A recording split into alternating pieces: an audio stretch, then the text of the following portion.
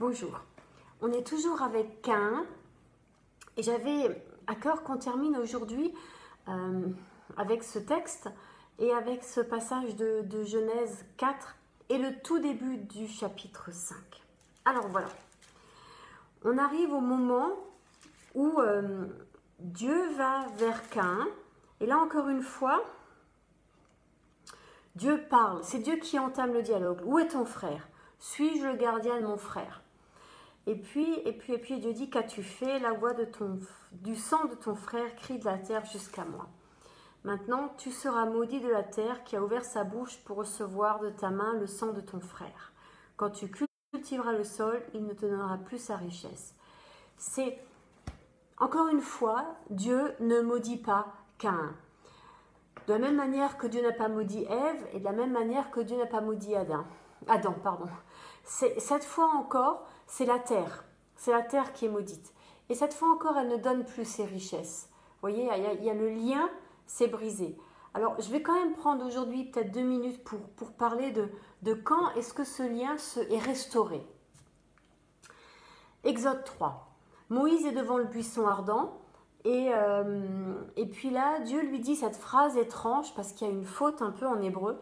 Il dit, la terre ôte tes souliers, car la terre sur laquelle tu te tiens est une terre sainte. Ce lequel est suspect parce qu'il devrait y avoir un féminin à cet endroit du texte. Or, c'est un... Laquelle? Oui, la terre. Or, c'est un masculin.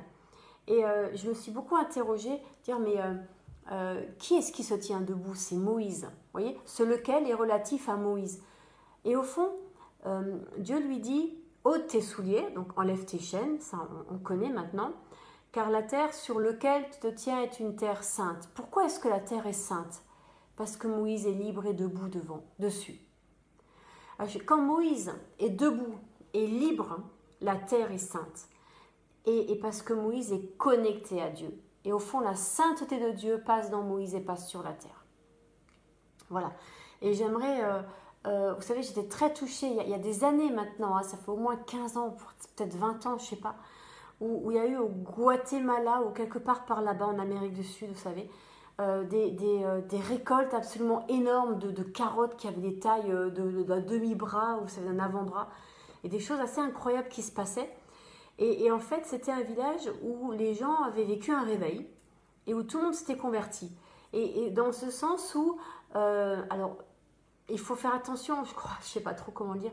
La conversion, c'est pas juste Jésus, je te donne mon cœur et puis derrière, je fais de ma vie ce que je veux. Non, c'est vraiment rentrer dans une démarche de mettre en pratique la parole de Dieu et de vivre selon les critères de la parole de Dieu.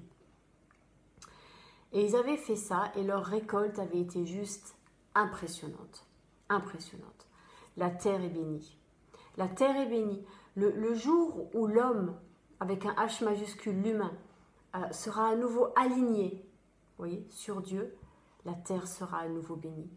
Et regardez comme la terre est en souffrance, comme la terre est quelque part maudite, parce que Dieu s'est retiré, la pollution, le machin, vous voyez.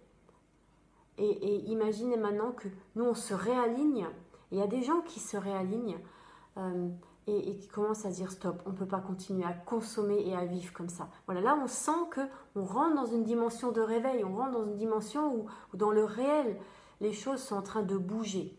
Et on va revenir sur le fait que ça bouge, parce qu'avec Caïn, ça bouge spirituellement. Vous savez, les choses matérielles ne sont finalement pas déconnectées des choses spirituelles. Nous, on peut l'être parfois, déconnectés ou mal connectés. Mais la terre, j'allais dire les animaux, le monde vivant, à part l'homme, quoi, presque, est beaucoup plus connecté à la dimension spirituelle qu'on pourrait croire. Donc, Caïn s'entend dire ces paroles qui ont déjà été dites à son père, vous noterez. On viendra tout à l'heure sur la question des trois générations, des trois... Mon châtiment, alors Dieu lui dit, il ne donnera plus sa richesse, tu seras errant et vagabond sur la terre. On est d'accord, Dieu dit 3 choses. Le sol donne plus sa richesse et Caïn sera errant et vagabond sur la terre. Il n'y aura plus de lieu où se poser parce que la terre le vomit, au fond. Elle le vomit de sa bouche.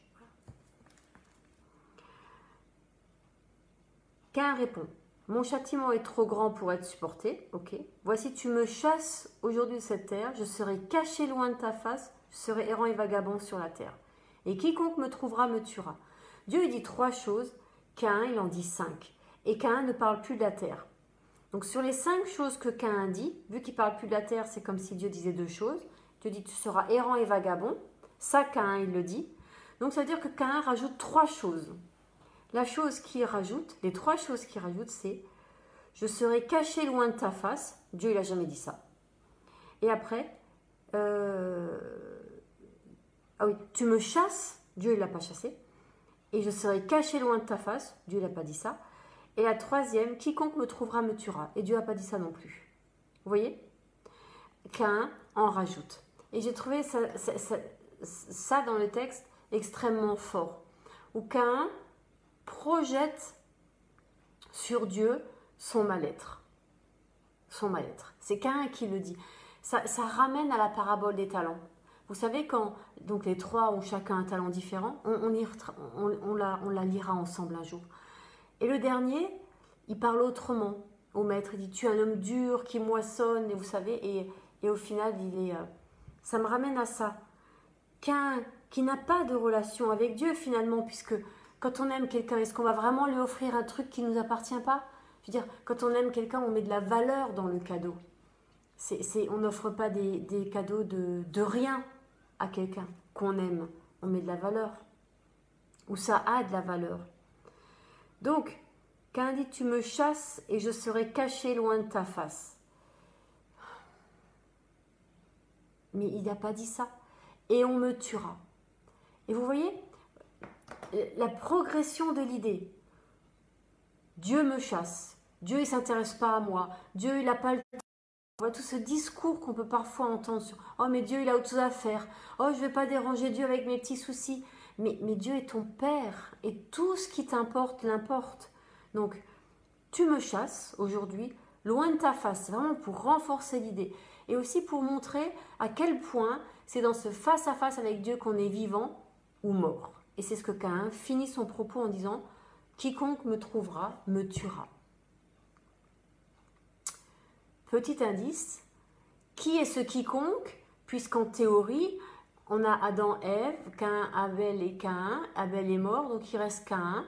Donc quiconque, c'est relatif à son père ou à sa mère. Vous voyez, là il faut entendre quelque chose que laisse sointer le texte finalement. Enfin, sointer, c'est pas un beau mot parce que c'est une plaie. Mais que montre le texte, plus simple. C'est que, au fond, l'humanité existe. Vous voyez, on ne descend pas d'Adam et Ève. Et dans Genèse 1, Dieu créa les humains. Vous voyez, Adam et Ève sont symboliquement pour montrer quelque chose qui se joue dans le couple. Caïn et Abel sont symboliquement là pour montrer ce qui se joue dans la fratrie. Et si on considère qu'on est frères, tous les humains, on est frères en humanité, effectivement, on s'entretue. Ça se joue à ce niveau-là, vous voyez. Et c'est là où le texte pointe des choses en disant mais pourquoi est-ce que finalement je peux en arriver oui, je peux en arriver à tuer mon frère.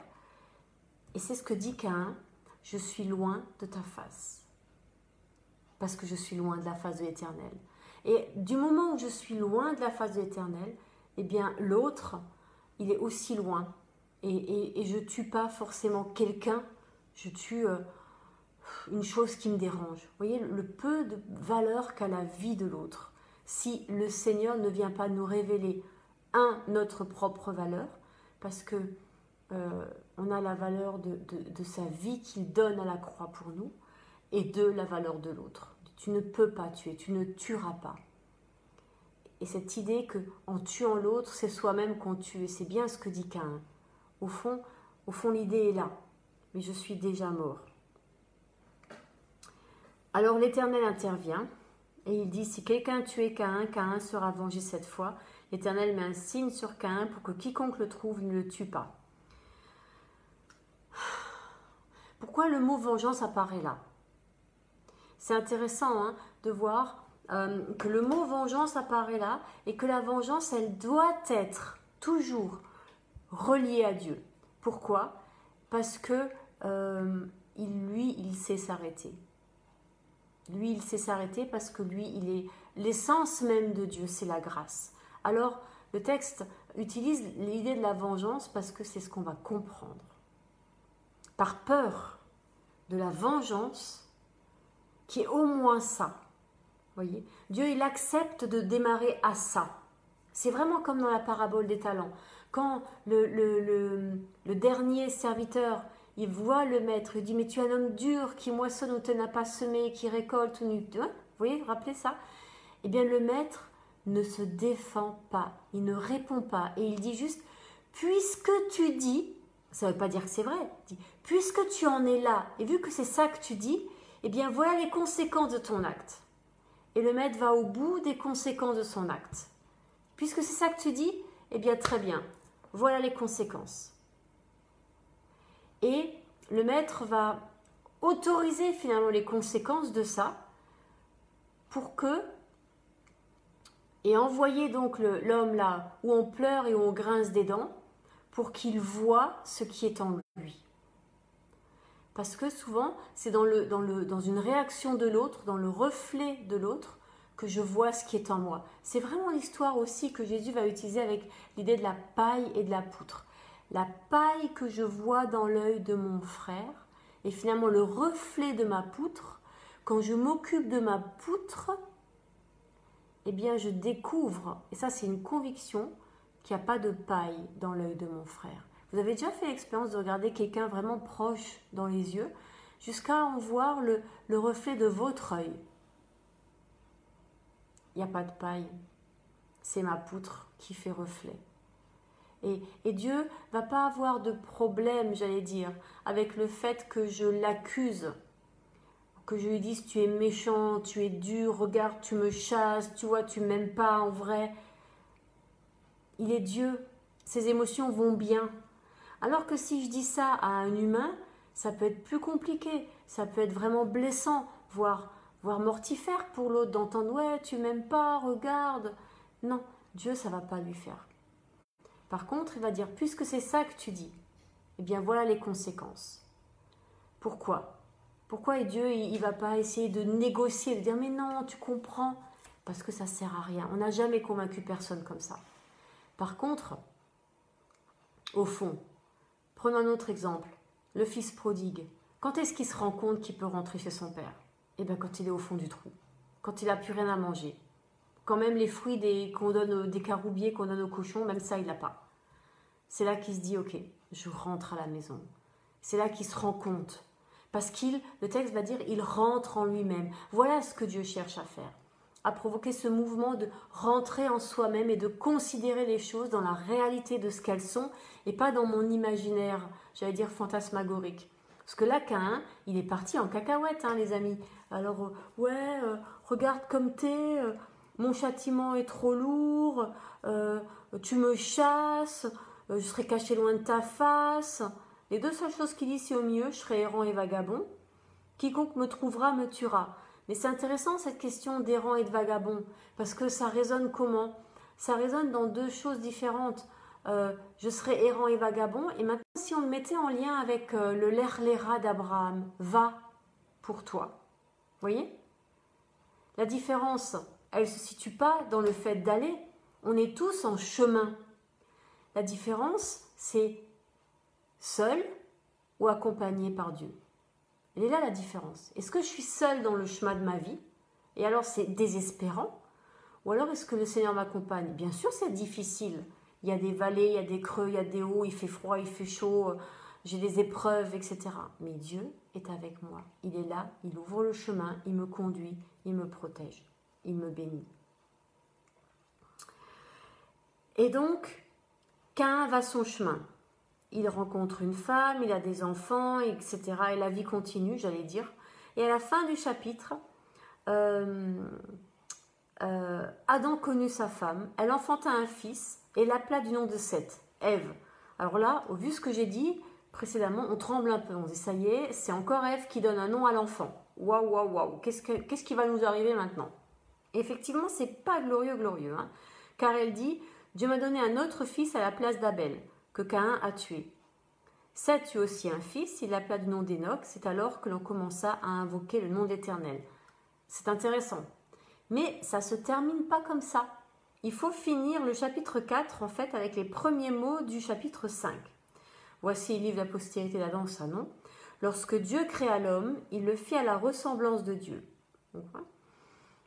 Il créa l'homme et la femme, il les bénit, il les appela du nom d'homme lorsqu'ils furent créés. Adam, âgé de 130 ans, engendra un fils à sa ressemblance selon son image et lui donna le nom de Seth. Voilà, la boucle est bouclée. Adam engendra un fils à son image et à sa ressemblance. On le retrouve, ce qu'on avait vu dans Genèse 1, l'image et la ressemblance. Dieu il fait qu'à la ressemblance, Adam il fait à l'image et à la ressemblance, et il l'appelle Seth. Et là c'est intéressant. Pourquoi c'est intéressant? Parce qu'Adam a pris sa place. On a Ève qui nomme l'enfant. Vous voyez, il n'est pas hors compétition, j'allais dire hors circuit sous prétexte qu'elle s'est trompée les premières fois. La grâce de Dieu, elle continue à avoir au fond cette qualification pour appeler le nom de son enfant, pour l'appeler à la vie. Mais Adam est enfin dans l'équation. Et il le fait selon son image et sa ressemblance, selon qui il est. Voyez? Et Dieu est à sa place. Et c'est là où il manque le sang. C'est pas au niveau d'Adam que le sang manque, Adam il fait à son image et à sa ressemblance. C'est au niveau de Dieu, Dieu il fait à son image, mais pas à sa ressemblance, parce que ce sang-là, il est d'abord spirituel. Il est d'abord spirituel.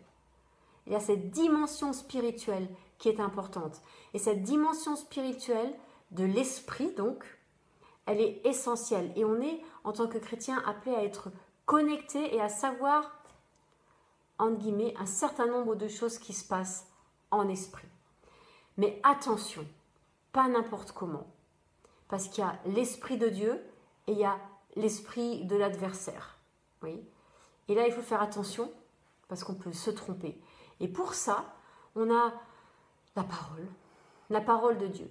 Jésus a jamais fait de combat spirituel. Oui, il faut faire très attention. Parce que nous, on a à agir dans ce monde-ci, dans cette réalité-ci, dans cette atmosphère-ci, puis dans la présence de Dieu, vu qu'on est assis avec Christ dans les lieux célestes, pas entre les deux. Ça, le entre les deux, il est sous les pieds de Jésus qui a remporté la victoire à la croix. Et on a à proclamer ça. Et on n'a pas à y mettre notre nez et à faire je ne sais pas quoi. Voilà. On a à proclamer ça. Que ce entre-deux, là où règne l'ennemi et ses sbires, eh ben, il est déjà, j'allais dire coincé, entre la réalité du royaume qu'on doit appeler du ciel, et quand Moïse y construit l'arche, quand nous on vit quand on vit des vies chrétiennes qui parlent du royaume, qui sont des témoignages, quand il y a des réveils, tout ça, ça c'est... Et puis quand on est dans la louange, et les Juifs ont cette très belle image, c'est l'homme a les pieds sur terre dans le réel et les mains levées au ciel. Ce qui se passe entre les deux, ça ne nous regarde pas. Il y a des anges pour ça. Eux, ils sont qualifiés pour ça. Nous, on n'est pas qualifiés pour ça. On est qualifiés pour louer, adorer et rappeler à l'entre-deux que Jésus a remporté la victoire. Et c'est en cela qu'on est caché en Christ. Et c'est là que l'ennemi ne nous voit pas, parce que, eh bien, on est caché en Christ et donc il voit Christ et il est aveuglé parce que Christ est glorifié, voyez. Et nous derrière, ben, il ne nous voit pas. Parce que comme il n'y voit plus rien, à cause de la gloire qui est dans le nom de Jésus, il ne nous voit pas. C'est important, je crois, de comprendre ça. C'est important aussi que c'est à 3 niveaux que ça se passe. Alors, c'est important pourquoi? Parce que dans notre passage, il y a encore une fois question de ces 3 niveaux, ces 3 dimensions. On a 3 générations, voilà, c'est ça que je voulais dire. Adam et Ève, première génération. Caïn et Abel, deuxième génération. Seth, troisième génération. Et c'est à partir des enfants de Seth, donc la 4e génération, qu'on invoque le nom de l'Éternel. Et Dieu, rappelez-vous, dans l'Exode, il est dit « Je maudirai jusqu'à 3 ou 4 générations ». J'avais envie de remettre cette question de la malédiction dans la présence de Dieu. Voilà, parce que je crois que c'est là sa place. Quand Dieu il dit « je maudis jusqu'à 3 ou 4 générations », eh bien, on est maudit. La question est de savoir quelle génération je suis. Très facile, vous allez voir. Je suis la première génération par rapport à ma fille. Je suis maudissante. Toutes les fois où je rate, où je ne suis pas à la hauteur, où je ne suis pas un témoin, je suis maudissante. Je suis la deuxième génération par rapport à mes parents qui ont été maudissants. Et je suis... donc, attendez, la première génération par rapport à ma fille, la deuxième génération et la troisième génération par rapport au fait que mes parents, bien qu'ils soient maudissants, ont aussi été maudits par mes grands-parents. Donc en fait, chacun d'entre nous, on est les 3 générations. Et pourquoi c'est important de le savoir? Je vais vous dire pourquoi. Pour proclamer le sang de Jésus sur moi en tant que 3 générations. Il y a des fois où je suis appelée à dire, Seigneur, pardon, parce que je maudis mon enfant, donc je suis la première génération. Là, c'est la repentance, c'est pardon, c'est apprends-moi, enseigne-moi à ne pas maudire. Maudire, c'est plus que mal dire, hein, c'est vraiment... c'est dire une parole qui n'est pas une parole de Dieu. Donc, c'est vraiment une parole de l'ennemi. Donc, voilà, que vraiment je prends autorité sur ma vie pour sortir de ces schémas-là. Du coup, ça m'oblige à considérer que je suis de la deuxième génération et que si je suis maudissante, c'est aussi parce que j'ai été blessée. Le Seigneur guérit mes blessures. Et après, ça m'oblige à aller voir dans la troisième génération mes grands-parents qui ont aussi leur histoire et qui ont été, pareil, première, deuxième et troisième génération par rapport à leurs enfants. Donc, mes grands-parents, ils sont maudissants par rapport à leurs enfants, qui sont mes parents. Et ça, c'est à briser à chaque génération. Parce que, et j'aimerais dire sur chaque personne. Parce qu'en fait, on est les 3, on porte les 3. Et donc, on a besoin d'être délivré, d'être guéri et d'être sanctifié. Délivré par rapport aux paroles de nos parents, guéri par rapport, oui, encore une fois, aux paroles de nos parents, et sanctifié pour ne pas faire la même chose. Que ça s'arrête avec nous. Et il faudra que nos enfants le refassent et que les enfants de nos enfants le refassent. Vous voyez, ça se joue un peu plus comme ça que d'essayer de trouver, que d'essayer de se poser en victime et de trouver qui est le coupable. Parce que je suis autant victime, au fond, que coupable. On est les deux. Je pensais que c'était important de nous rappeler ça, parce que sinon, c'est trop simple de condamner Ève. Voilà, c'est trop simple de condamner Ève. Parce que Ève, c'est moi. C'est chacun d'entre nous. Ève, elle a existé sans exister. Quand j'utilise ces textes-là dans les entretiens avant les mariages que j'ai pu célébrer sur ces 15-20 dernières années, tous les couples que j'ai rencontrés, vraiment, eh bien, se sont retrouvés dans ces histoires. Ils disant, mais c'est nous, c'est nous. Et ces textes nous sont donnés pour nous dire maintenant, sortez de ça. Sortez de ça. Comment? Par le sang de Jésus. C'est spirituellement qu'on en sort. C'est un combat spirituel.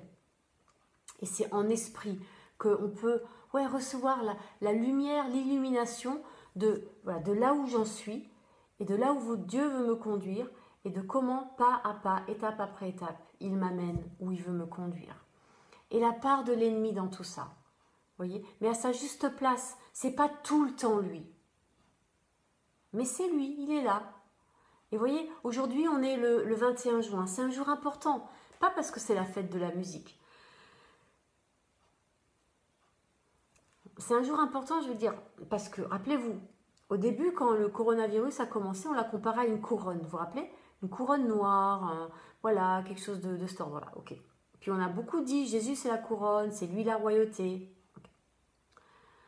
Il se trouve qu'aujourd'hui, on est le jour du solstice d'été. Et que tous les X temps, je pense tous les 9 ans, je crois, j'ai vérifié sur un site d'astronomie, pour voir un peu comment ça marche. Je ne sais pas pourquoi, j'étais poussée à voir qu'est-ce qui se passe dans le ciel, entre guillemets. Et aujourd'hui, il y a une éclipse. Ce soir, je crois, il y aura une éclipse. Je ne sais pas d'où on peut la voir, je ne me suis pas... la lune est devant le soleil, mais pas entièrement. Il y aura une couronne. Tiens, encore une couronne. Et je me suis dit, oh, pourquoi une couronne? Pourquoi ce soir justement? Pourquoi juste au moment où on est dans ce moment où on est déconfiné et où on entend que de plus en plus il y a des nouveaux foyers d'infection qui apparaissent par-ci par-là? Vous voyez ce que je veux dire? Ceci, il y a eu le côté matériel du Covid, hein, ok, avec cette couronne. Et tout d'un coup maintenant, avec ce solstice d'été, il y a une dimension spirituelle. Et encore une fois, une couronne. Et ce soir, je viens de voir un truc passer sur Internet. Je ne sais pas si c'est vrai ou faux, mais ça, je n'ai pas eu le temps de le vérifier. Mais très sincèrement, ça ne m'étonnerait pas du tout. On sait tous qu'il y a des sectes sataniques. Et il y en a une qui s'appelle les lucifériens. Et qui font des machins. Là, ils machinent aux États-Unis, ils font carrément des parades. Pour cette nuit. Ils préparent des parades, on croit rêver. Et ils vont proclamer machin, bidule. Mais Halloween, c'est déjà ça. Hein. Halloween, c'est déjà ça. Quand des enfants ils vont de maison en maison avec leurs bonbons, alors c'est le côté, oh, c'est rigolo, c'est pas très méchant. Oui, dans le réel. Mais spirituellement, ça a une autre incidence. Et spirituellement, c'est jeter des sorts à des gens. Spirituellement, cette nuit-là, les druides, voilà, eh bien, ils pratiquaient les sacrifices humains. Ce soir, cette nuit, aux États-Unis, alors, c'est une info qui date d'il y a 20 ans, je vous l'accorde. Et dans ma grande naïveté, je veux bien croire que ça s'est arrêté. Maintenant, soyons peut-être raisonnables, ça m'étonnerait beaucoup quand même. Mais on va dire que l'humanité a évolué. Mais moi, j'avais une amie au Canada, il y a 20 ans, 15-20 ans, qui me disait que ces soirs-là, les chrétiens se mettaient vraiment, prenaient des chaînes de prière et qu'ils avaient développé un truc qui s'appelle Watch Your Neighbor, c'est-à-dire surveille ton voisin. Il faudra y revenir, juste pour conclure. Parce que cette nuit-là, des bébés disparaissent et on les retrouve jamais. Et qu'il y a des sectes sataniques où ouais, on pratique le sacrifice humain. Et quand ils ne tombent pas sur un humain, ils prennent un animal, un bébé animal. Vous voyez, c'est pas du jeu. C'est pas un jeu. Mais rappelez-vous, il est sous le pied de Jésus.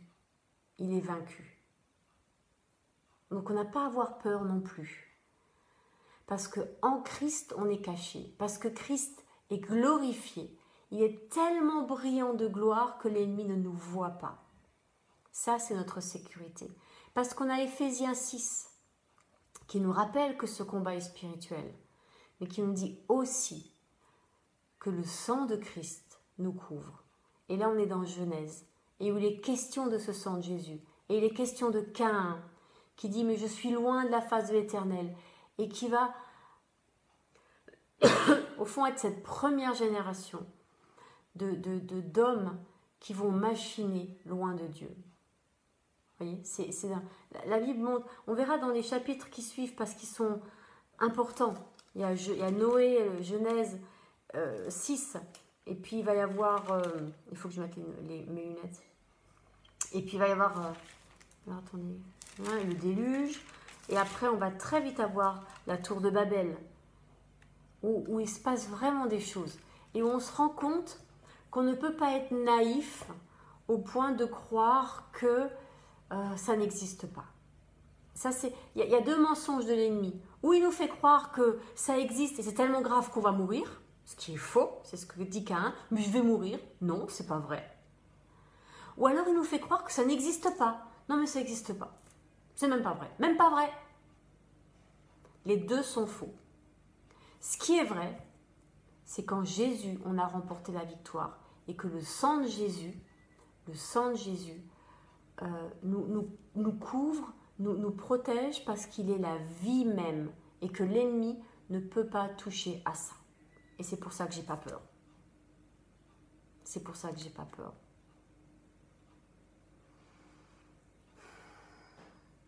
Je suis cachée dans les bras du Père. Et c'est pour ça que cet endroit-là, j'ai rien à y faire.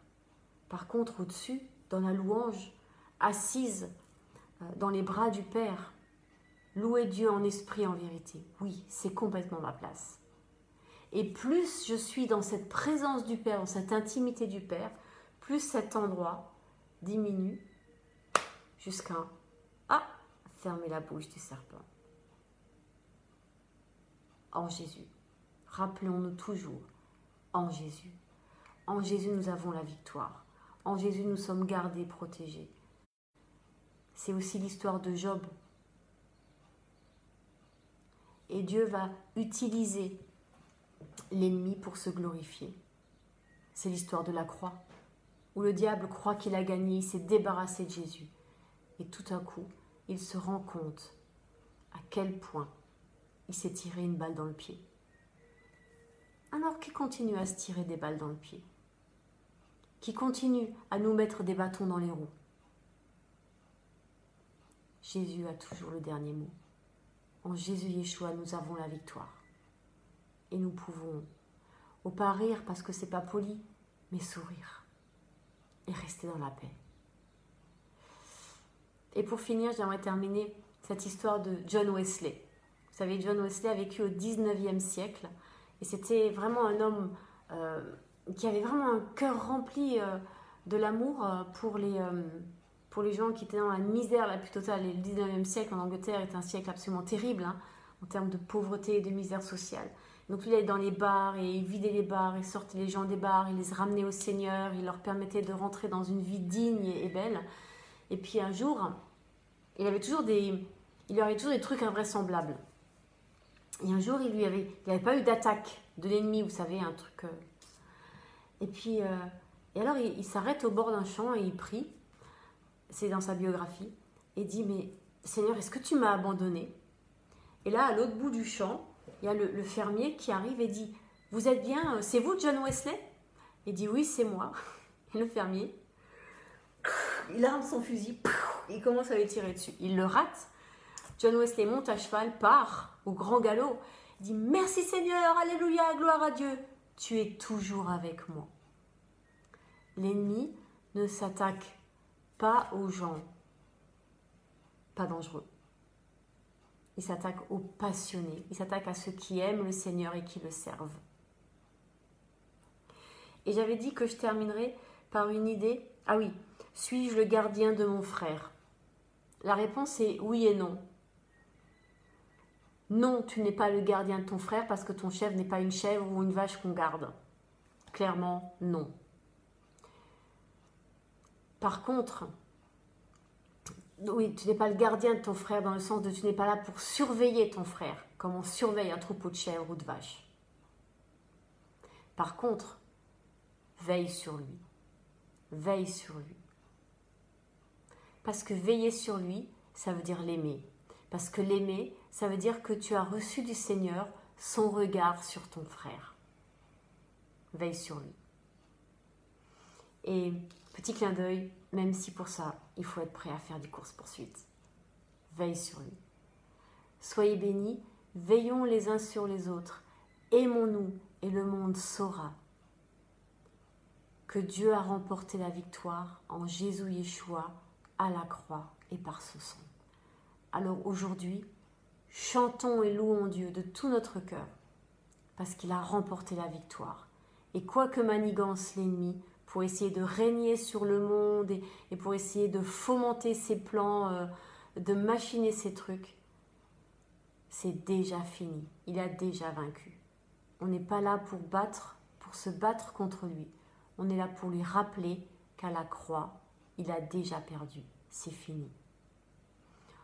Il semblerait qu'il ait la mémoire courte et qu'il l'oublie de temps en temps. C'est pas grave. On va lui rappeler. Soyez bénis. À demain.